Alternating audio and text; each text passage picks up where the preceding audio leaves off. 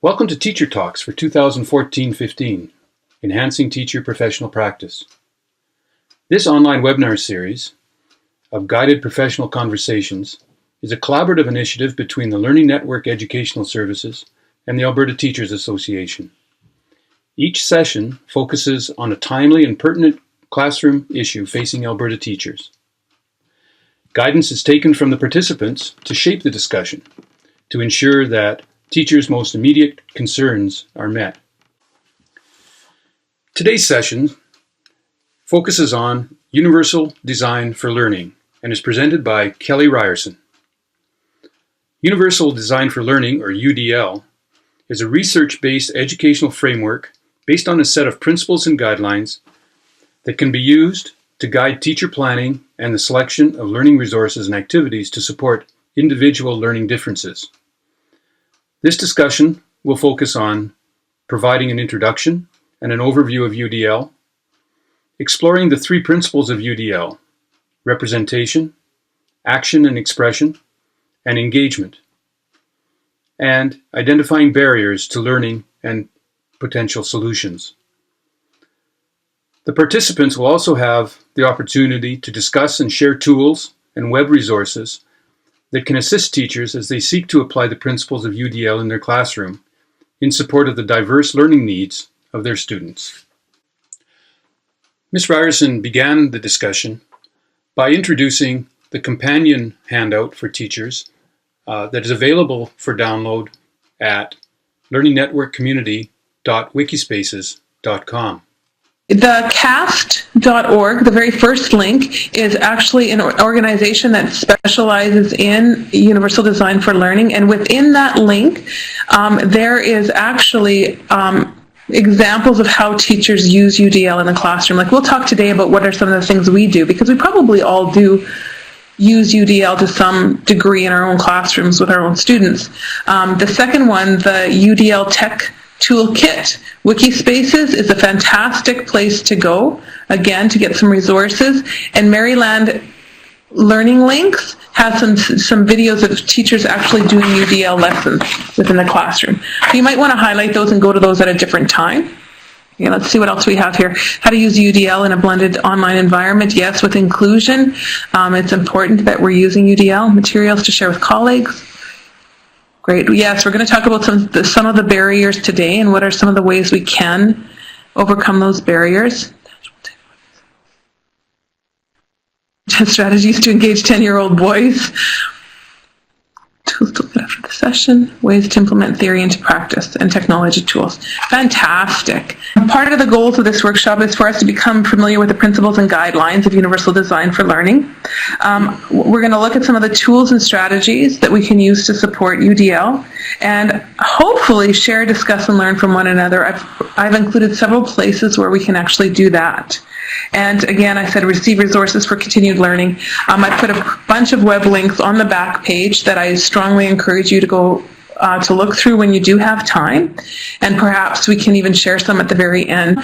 What I'd like to start off with is us discussing what barriers exist that hinder student success in schools right now. So even if you think of a classroom, maybe the class that you rushed from at the end of the day today, or a class where you have some students that face barriers. What are some of those barriers? And we can either, you can put them in the chat box, or how about we try our hands? That is the little guy up top here. So raise your hand if you'd like to share a barrier that students face in our classrooms. Okay, I have some Noella, thanks for sharing. Teachers are finding it difficult to understand the difference between differentiation and UDL. One barrier was always having students be able to access text. Sometimes the readability of material was too difficult. The graffiti board is up as well. If you'd like to write in there, feel free. I have a student today who cannot read very well, so a barrier he faces is that if I give him a printed text, without some kind of supports, he's not going to be successful. Fine motor issues. Thanks, Andrea. Limited vocabulary. Writing is difficult. Social emotional issues. Students functioning below grade level, right? How do we differentiate in our classroom and in our instruction when we have students at different levels? Limited vocabulary. There's lots of barriers that exist for our students. One that I'm experiencing is I teach a grade 10 English class, and because I'm in the city, I assume that all of my students have access to the internet. And the other day, the boy came up to me after school and said, "Mrs. Rierson, you're giving us homework, and I can't do it because I don't have internet at home." So even access to technology is a barrier that can hinder students' success in school if we assume they all have technology. Okay. In Alberta, just some alarming statistics. In Alberta, we have, out of 500 students, 100 students will not finish high school within 5 years. And I think that if we look at the students who are not finishing high school, I think that we'll see that these are probably the students that are facing, that we think of when we look at those barriers that students face in schools.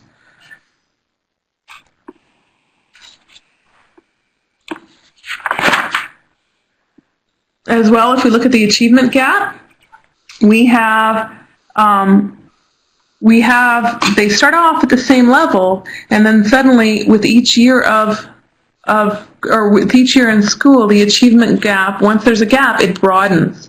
So that repeated failure time after time creates that gap. Continuing to do what we've always done isn't going to get rid of the gap because it's not working.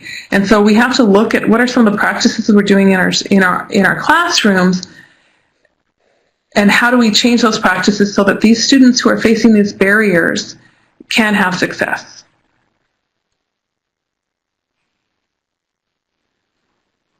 And that's where UDL comes in.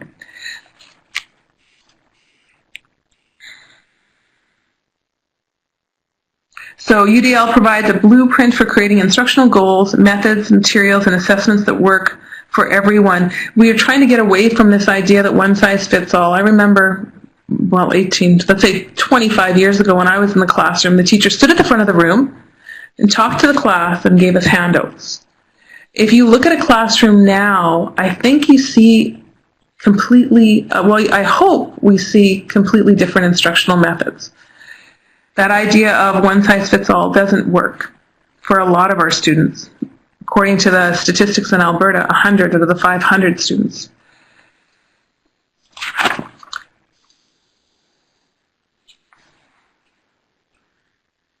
So what I want to ask now, and I heard from the introductions that some of you have quite a bit of experience already with maybe differentiation or special needs students. So right now what I'd like us to talk about is how do we currently design, when we design our lessons and our instruction, what are we currently doing for individual student needs? So if you want to, again, take your graffiti, your draw, and under the text here, maybe put in some things.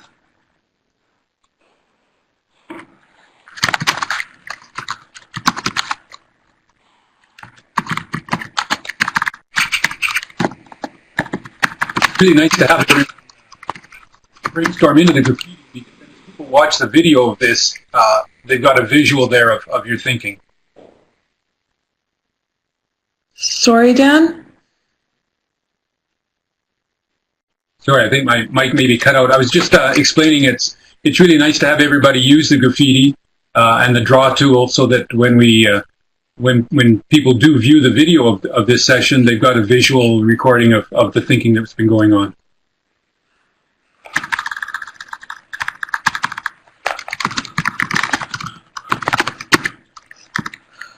Okay, read and write for Google. It's a fantastic school. How many, by a show of hands, how many schools are Google schools? Because I know that my school is, and so I have Google Read and Write. We have free access for our students. 1, 2, 3, 4.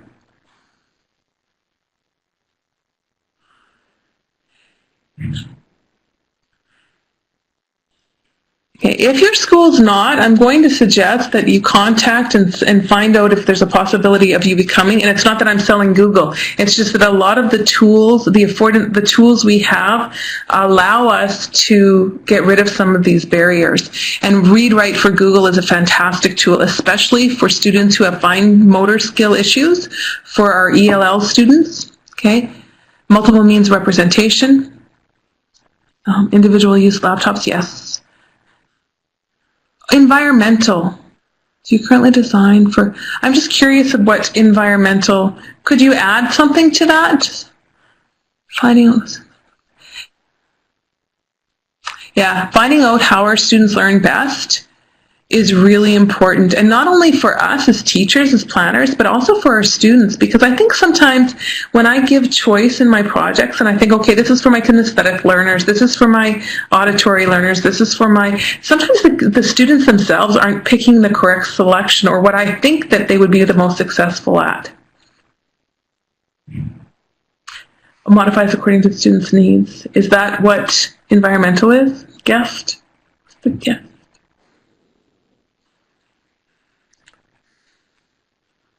Lots of hands-on and visuals, pyramid of intervention, providing that positive, safe environment so our kids do let us know if there are barriers.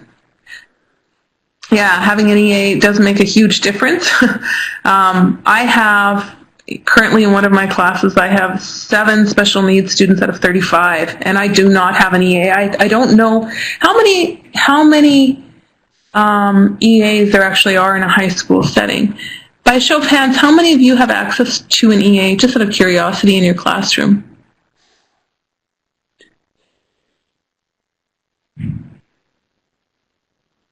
Okay. Yeah, drawing on the student's prior knowledge before the teaching happens. See, it sounds like we're doing, it looks like you're already doing a lot of helping to get rid of the barriers. Oral exams, fantastic. So the ultimate goal for us as teachers is that we want all students to be actively engaged and be able to achieve the learning outcomes. We don't want the barriers to be what they're spending their time on, right? We want to focus on what the learning is. So the question is how do we get rid of these barriers, right? And we want to keep, like I said, I want to keep the challenge where it is. Okay, there's 3 principles for UDL. Multiple means of representation to give learners various ways of acquiring information and knowledge. What do they need to learn? What is the curriculum? And how are we representing that information to our learners? The second is multiple means of action and expression. How are we letting the students demonstrate what they know, how they've learned? Okay, and then the final one is how are we engaging the students so that when they leave our classrooms, they are motivated to continue with their learning. Okay, so the guideline number 1 is that multiple means of representation. And for those people who are familiar with the English language arts program of studies, by representation here does not mean the project to the students or how the student represents their learning. It means how are we representing the curriculum to those students. So when we present information to the students, what are some of the barriers they face when accessing information? And I gave the example of Luke, the boy from my class, who if I give him a reading and say, can you read this and answer these questions, and then you're going to learn what you need to learn from the reading, Luke can't sit down and read it. So I always have to make sure that I have an audio or provide a video so that he can get that information.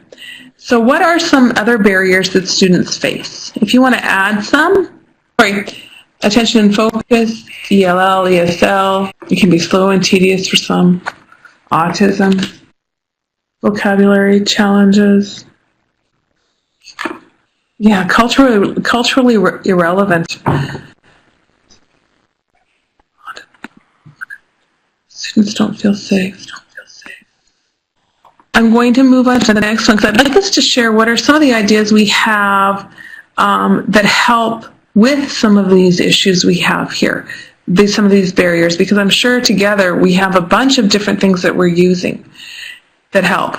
Like we did talk about the ELL, ESL, reading difficulties, the Google Gold, or the Google Read and Write. I'm thinking of Text Compactor. Is everyone familiar with Text Compactor?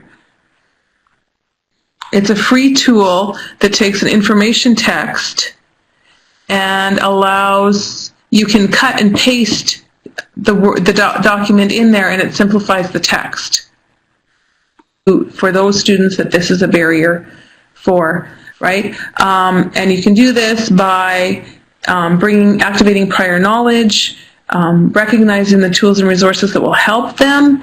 That again comes in with them knowing what learning style and us knowing what learning style works best for them. I'm trying to pay attention to the slide at the same time, sorry. And recognizing the tools and resources, okay?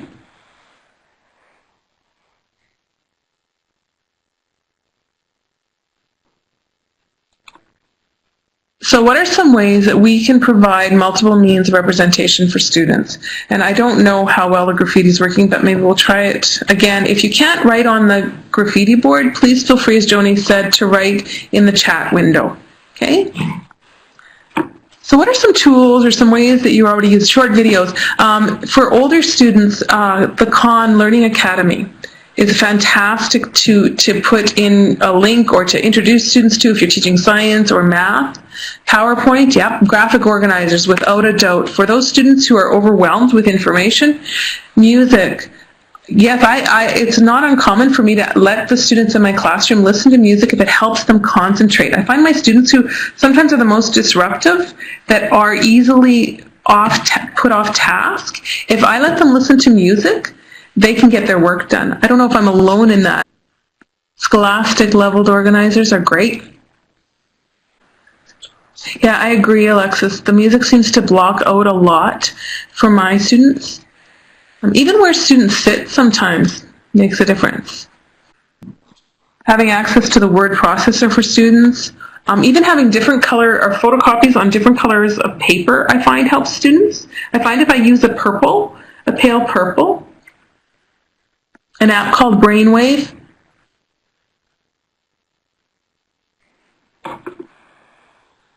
use yoga balls. Color overlays. Yes, color overlays. Oh, I agree, Dan. We do think that in elementary these tools are really, really good. As a high school teacher, I can tell you they work in high school as well. I'm going to write down text-to-speech tools.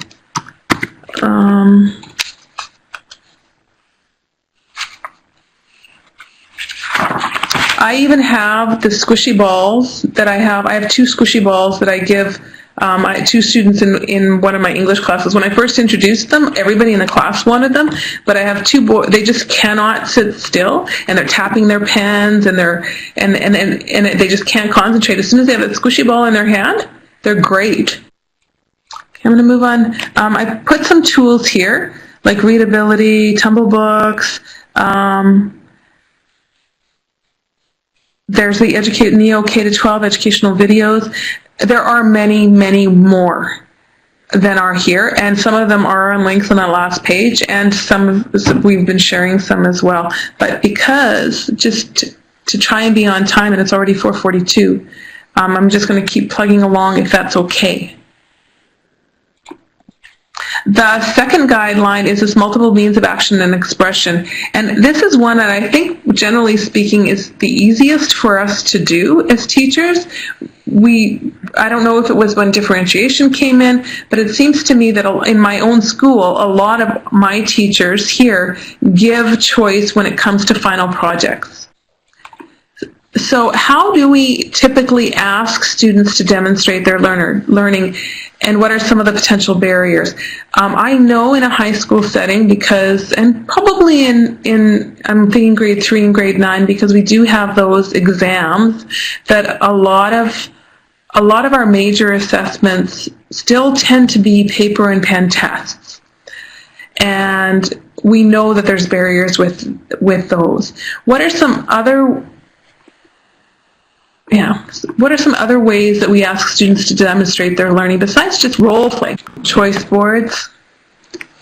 Is the choice board like a tic-tac-toe assignment where you give them, they pick one from one category based on the learning outcome? Yes, thank you. 3D models like a diorama, conversations. Yeah, I think sometimes we forget about the conversations and how important they are as a way for students to demonstrate their learning. When we put them in groups to discuss and we're walking around, do they understand this objective? And I get the kids to do, and some kiddies videotape themselves so they don't have to speak in the whole class, which is great. And because it looks like a few of you are Google schools, in Google, the students all get their own YouTube channels, so they can, and it can be marked private, and they can upload their videos there. There's some tools like Animoto, and I put a link for that, where the kids can actually create a video teaching others, like that paired reading. Interviews. On page 7 of the participant guide, the handout, there's a more detailed, what does this multiple means of action and expression mean? So providing those options for physical action, like somebody said, they can do a role play, right? Provide options for them to communicate. They can do it through media, through technology, they can construct and compose, and provide options for those executive functions, setting goals, planning.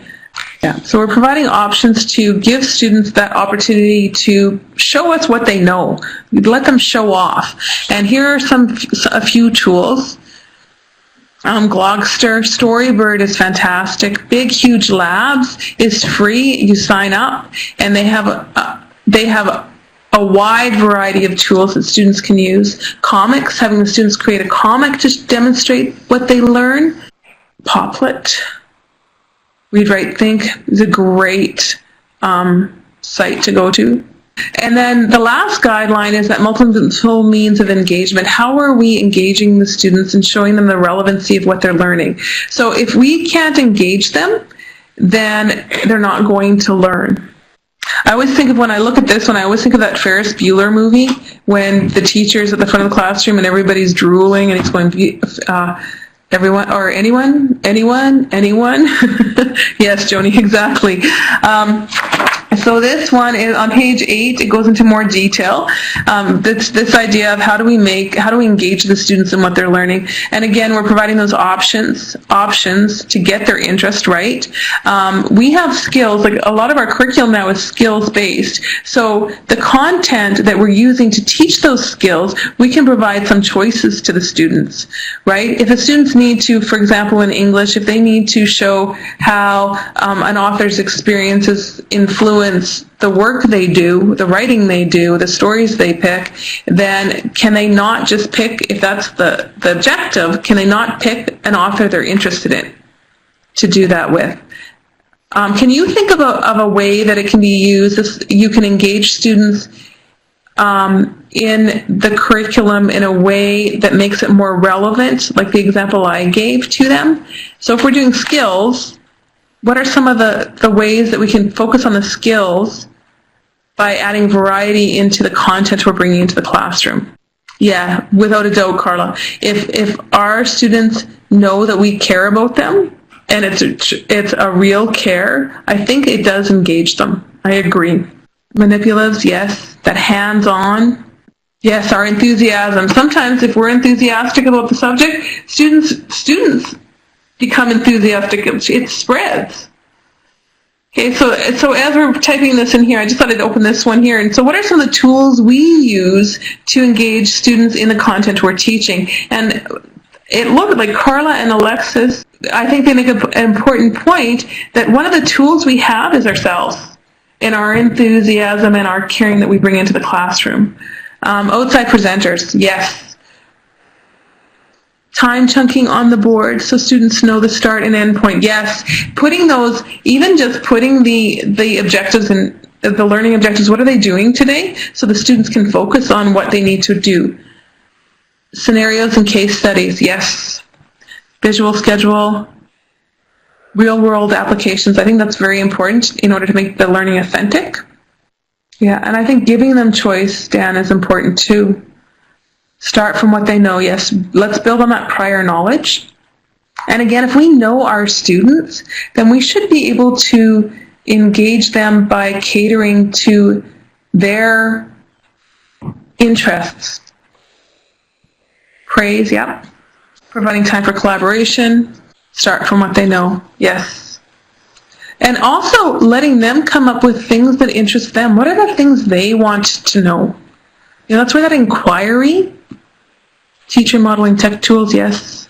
Sometimes teachers modeling how not to use a tech tool so the students can correct us too.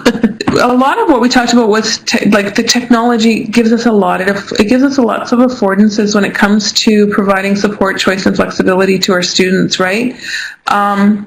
But it's also important to remember that, and I think we gave some examples that were not technology related, that technology does not necessarily equal UDL, right? So in the participant guide, I've given you some low or no tech things you can use, ideas you can use, and I thought maybe you could highlight one idea that you could use or could implement, and it's in the participant guide on page 9. So I don't think we'll have time to read through them now, but we've already given a couple ideas, like I said, on things we do with the enthusiasm of the teacher, right? Role play doesn't have to use technology.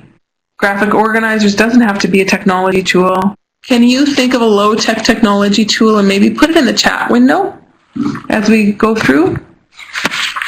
Then maybe one you use that helps get rid of some of the barriers that students experience.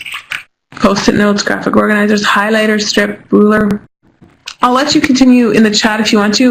What I thought I would do is I'd show you briefly a lesson you might want to, or a format you might want to use as you think about UDL as you plan. So remember, universal design for learning, we want to keep, the learning is the goal. So we're trying to get rid of barriers, right? So this, and it's in your participant guide, I think it's on page 13. I've included a template here that you might want to use when you're doing a lesson. So what it asks you is what's the goal of an objective, and what are some possible barriers? And you could think of one student, or you might think of your class, because I think a lot of times when we think of how we can present something and what barriers might be in the classroom, a lot of our students benefit instead of just the one special needs student. So what are the multiple means of representation, action and expression, and engagement? What materials do I need? What's the process going to be? How am I going to assess?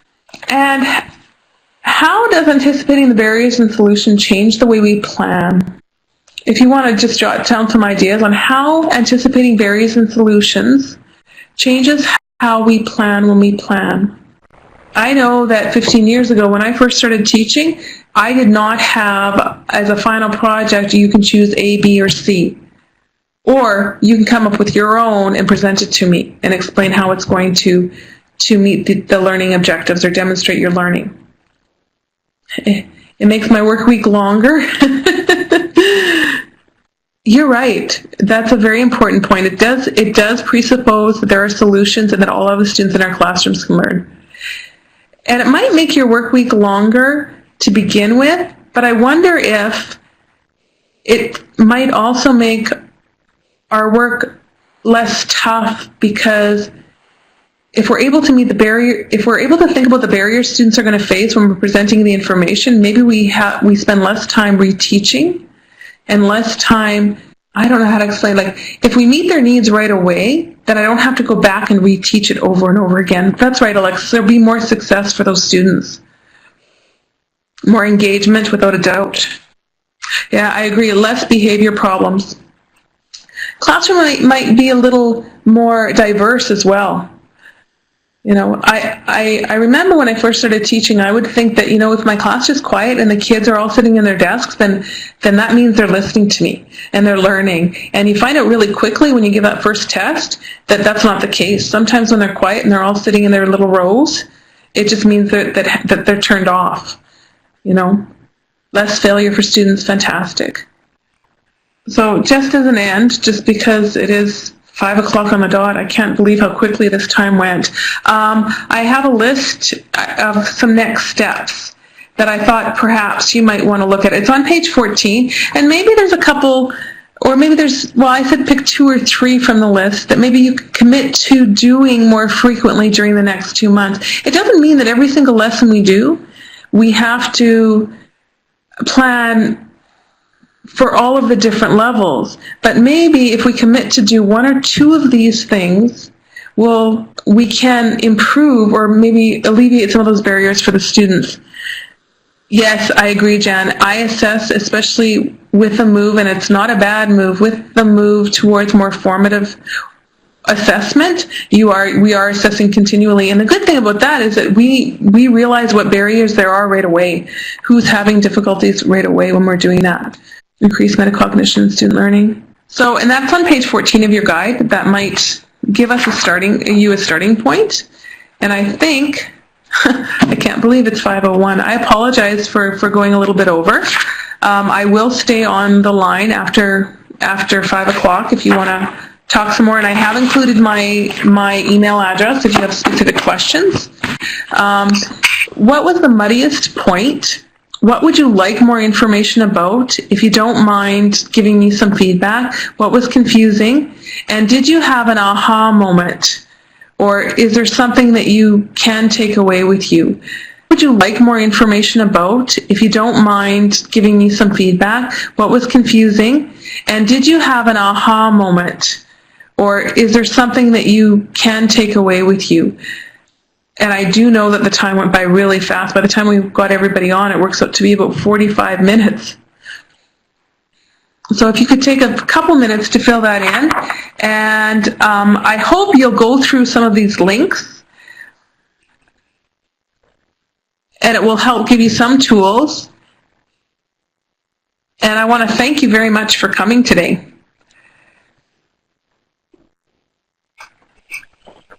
Well, and we want to thank you, Kelly, very much for taking the plunge into the deep end of the pool and starting with a webinar here today, too. But I want to thank everybody for attending. And again, thanking Kelly and Joni for all the preparation work to get this webinar on the air. I really appreciate it. And so, again, thanks to Kelly and Joni and everyone who participated tonight. I'm sure we learned a lot from each other, and we learned a lot from Kelly. And I wish everyone